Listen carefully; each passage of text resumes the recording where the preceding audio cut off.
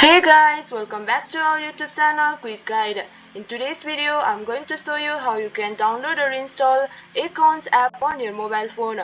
To do so, follow some simple steps which I'm going to show you. Firstly, make sure your device is connected to stable internet. Now open App Store or Play Store and in the search bar, search for Acorns.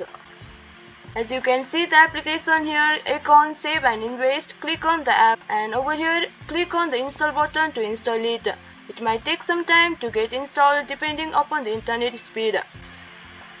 As you can see the application has been downloaded. Click on the open button to use this app. Now the application is ready to use. Use this application to save and invest your money. So that's all for this video. If you find our video helpful, please leave a like and please do not forget to subscribe our channel. And also hit the bell icon for latest videos and drop a comment for reviews and more content like this. I will see you guys again in our next video. Thank you for watching.